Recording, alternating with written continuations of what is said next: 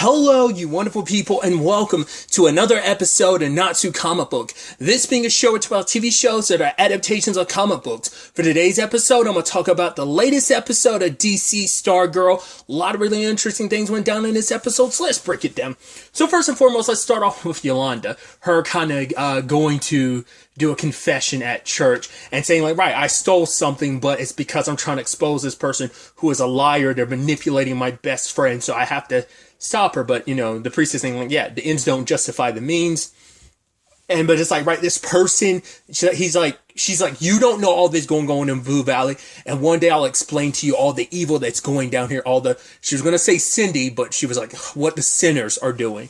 And he says, don't be too judgmental, especially, you know, don't take the wrong lessons of judgment from your own family.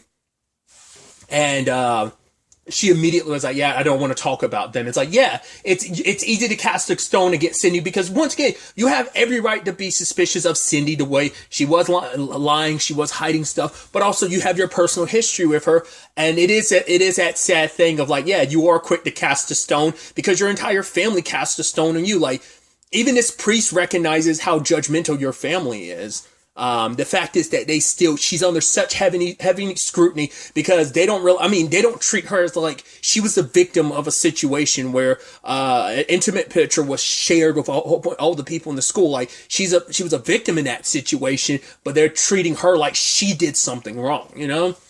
And so, like, this priest recognizes that. There was even a moment her mom was getting on her case, and the priest kind of stuck up for her last season, be like, yo, you kind of need to calm down. Because it's like, yeah, like, even he recognizes, like, your family can be judgmental, and so it is almost like, right, you're so used to being judged by your family, you're taking the wrong element of judging people. You're not even trying to give... You've never really, you say you have, but she's only really given Cindy the benefit of the doubt on such a small degree, simply for Courtney's sake. But now it's like, no, I knew I was right the entire time. Cindy's not a good person.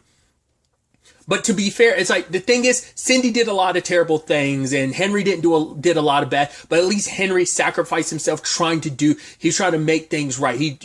So he's in a different boat than Cindy, because Cindy did some bad stuff, and she continued to do some bad stuff, and it's only now, it's like, but that's the thing, you were willing to give Henry a shot, but not Cindy, and it's like, understandable though. Because Henry didn't go full supervillain like Cindy did last season. Because she caused a whole ruckus with the whole Eclipso situation. So, but Yolanda brings it to the rest of the team. It's like, cool, here's this laptop.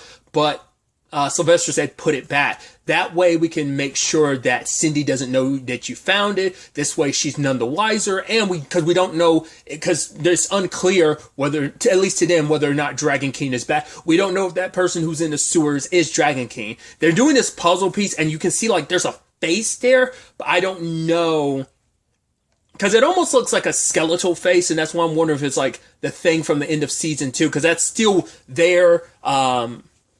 Everything with Jenny's brother, like, never really got resolved, so that seems like that's such a... I guess that might not be something they're tying in this season. That might be a future thing, but I don't know if that has any correlation with this season, because it might just be a separate thing. But the puzzle piece, like I said, when the puzzle pieces are put together, it almost seems like you could see a face amongst what was been made of the puzzle so far, but... And the sad thing is, it is a thing of... And it's something that... Jakeem said when he was with Mike, where it's like, right, it does seem like we're all supposed to be working together, but we're all suspicious of each other. Like, the finger pointing hasn't stopped, like, you know? So, they're trying to recruit Cindy because it's like, right, she's kind of an outsider to this situation, but it's like, cool, if they had someone like her, powerful and authoritative like her on their side, we make some headway, because it's like, right, she has to have files on all of the ISA stuff that the JSA doesn't know, but it's like, they can't get her to work with them. I love that Zeke actually gave them some advice about, you know, love and romance, and there's some sparking in the diner, which I thought was kind of sweet. You know, he's like, oh, I've only had one person I really believe, because he's not too caught up on love lost, but he's like, this situation, he's like, I do feel like there's a certain someone who's got control of my heart, which I thought that was really sweet. I'm like, yeah, I don't know if that's kind of saying like, okay, something's already happening between them, or is it still just kind of like we're at that phase where we just like smile and see each other all the time phase. I'm curious. If nothing hasn't happened already, I want something too, because that would be so cute. It almost seemed like she might have had a thing for the shades. I don't know if that's going to be an issue or not, but we'll see. Like, because who knows? Maybe he's implying like, no, there is something going on between them already. But either way, but it is that thing of like, yeah, like there is no transparency across everybody, because the fact is that Courtney didn't inform her parents. They knew that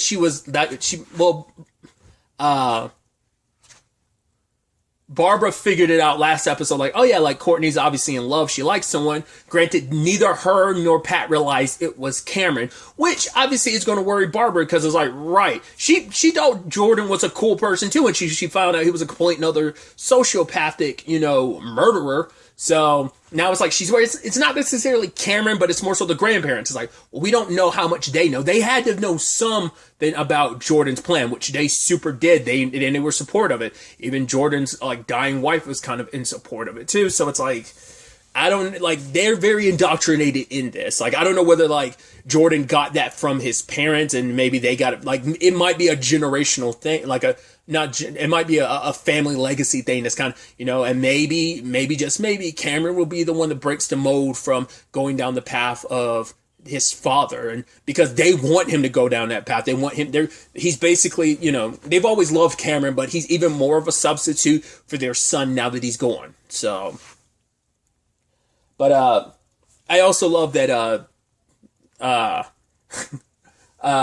Crusher and Paula came over there. It's like, that's why Mike's juicing stuff, because he's like, they broke in here and they took all the sugar and stuff, and it's like, and Pat's like, yeah, they took my light beer, and it's like, that's right, Pat, that's right, Dad, this is your house, do something about it. And Barbara's like, no, it's, they are healthy enough people, so it's like probably a good idea, that we're doing. I even love later on Pat's like, oh, should we take some of this fruit back home? Barbara's like, no, I guess it's like there was enough back home that it's like, no.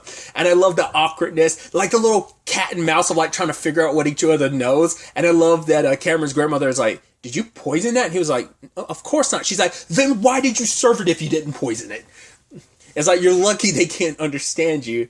But it's like this suspicious thing back and forth of like, oh, Courtney's a special girl. It's like, what do you mean she's special? And Pat's like, what Barbara means is, yeah, she's a great kid. I love it. It's like them filling each other out. It's like, how much do you know? Well, how much do you know? It's kind of that back and forth, and them being so sly about it. And you could tell like Cameron's grandmother wanted nothing to do with this. The grandfather's putting up pleasantries, and that is the thing of why haven't they acted before now? Because, yes, they know about Courtney, they know they know that she's Stargirl, and they know that she has something to do with Icicle's death, but they still haven't told Cameron, and I'm wondering why. Why haven't they acted before now? I guess it's like they want to get Cameron's abilities in check first. They want to kind of slow roll him in this, because if they throw him into the deep end, it's like, maybe with Jordan, they had a lot more time to prepare, but Cameron's grown up so much not being a part of that they need to kind of wane him into it slowly, make him come to his abilities and come to his family heritage on his kind of like at a slow enough pace that it doesn't overwhelm him. Maybe that's why they're coming at it. But that is the thing, like, yeah, why haven't they said anything? Because they definitely know Courtney's Stargirl, so, and they could easily get Cameron, but I wonder if there's a part, at least the grandfather, I wonder, is he like, oh, wait, Cameron's building a statue, because I know, like, oh, this has to be cool. They saw that, like, right, his powers are activating, but maybe that's why they're also not saying anything, because at least now they know Courtney is helping manifest his powers in a way that they couldn't, so until she finishes with the lesson, maybe they will, I don't know. I mean, sadly, because a lot of his power right now is driven by love for his father, love for his grandparents, and also his feelings for Courtney. I do love that it is ironic enough that she is using Sylvester's lessons that he gave her to kind of teach Cameron to control his abilities. So I love even Pat being like, yeah, I know they're old people, but he's like, yeah, they scare the crap out of me. It's like, we don't know fully what's going on through their minds. Why are they waiting?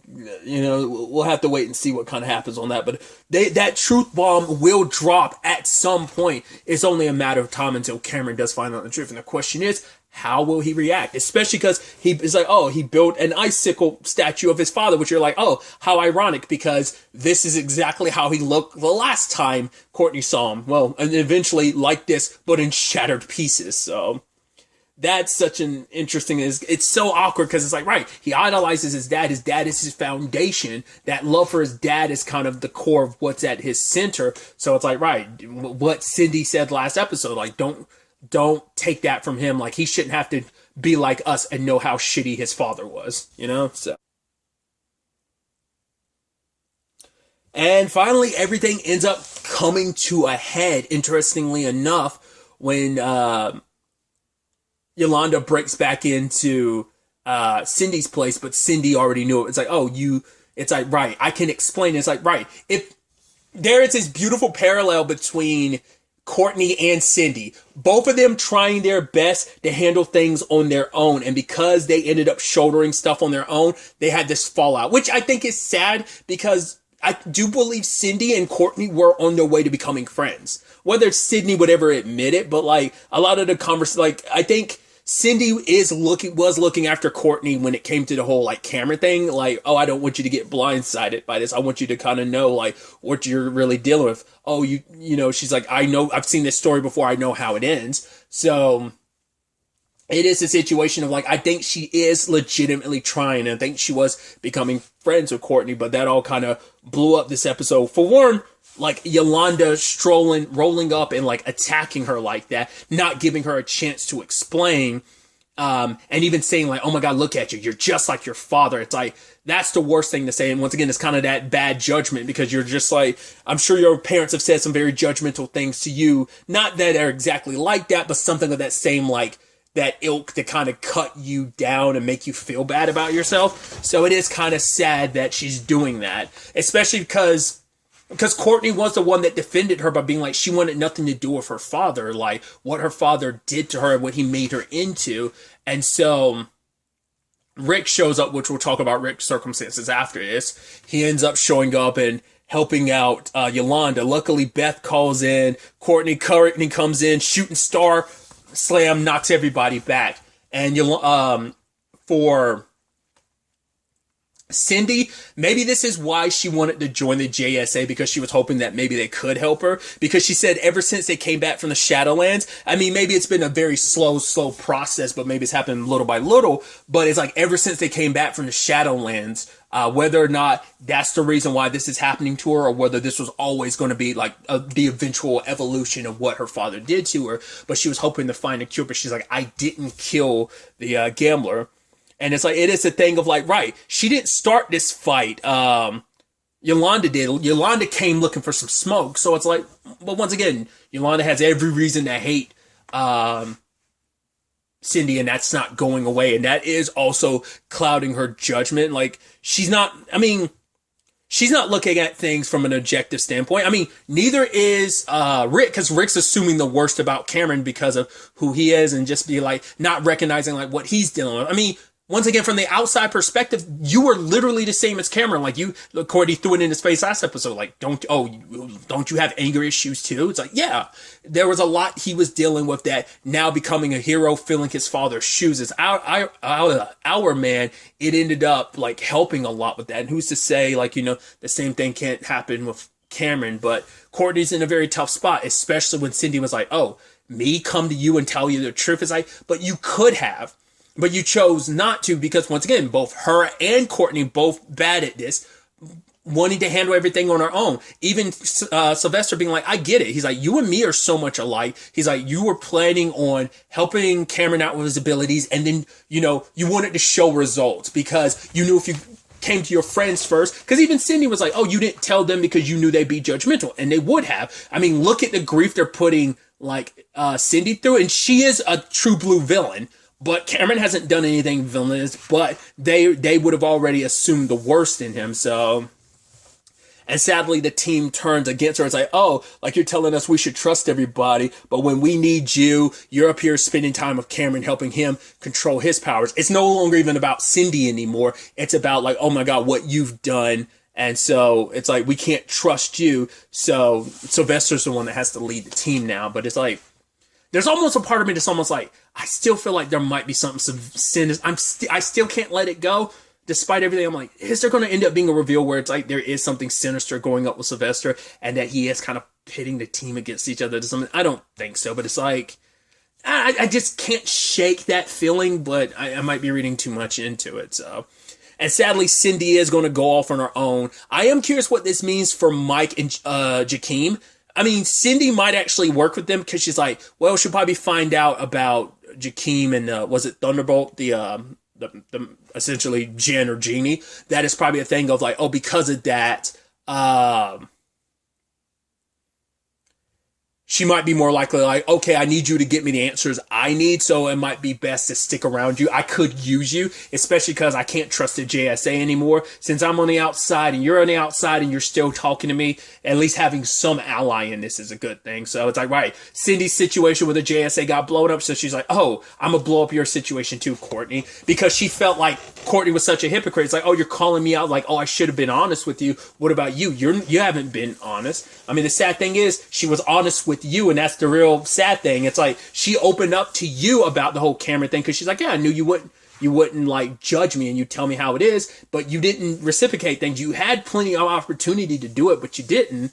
Once again, both trying to do things on their own, but it's like, yeah, you can't do everything on your own. Cindy's not going to find an answer. Like if she works with the rest of the team, especially maybe Beth could look some stuff up with the goggles to potentially help her. You know, it's like they could all be working on this together instead of just being at each other's throats now. And the team is the team is like divided last season too. And now it's like, oh, they're not as divided. It's more so like the team is united against Courtney, because even Beth's like, right, I had your back all the way thinking you know what you were doing, but the fact is you should have told us. And it's like, I mean, because each one of them's got their own thing going on. Once again, Yolanda's family situation, I don't know if that's going to get resolved anytime soon, or that's still just going to continuously be a background thing for her.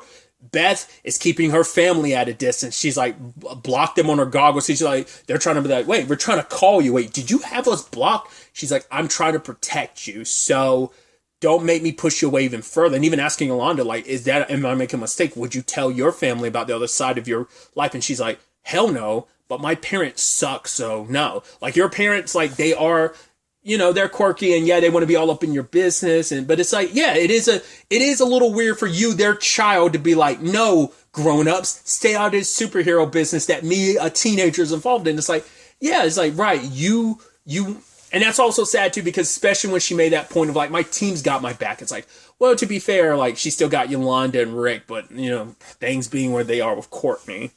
But like I said, Starman completely understands her, and he says, like, that work balance between being Stargirl and Courtney, those worlds are blurring together so much, so it's going to be hard to keep those straight. And it's like, what you need to do is kind of cut yourself a break, because you can't, like, doing things the way you are now. It's like, he's like, I get it. Like, we both understand that being Starman and Stargirl is such a thrilling thing, and kind of trying to balance that out with a normal life is becoming tougher and tougher, because they are bleeding over so much. Because Sylvester had the problem of he was just Starman and kind of just abandoned Sylvester, whereas Courtney was like that, but then she found some balance, but that balance is becoming a struggle. Like, Kara found herself in the same situation at points throughout Supergirl. I want to say season 3 is when that came up initially, but it really came to a head in the 6th and final season, about like, right, like both sides of her kind of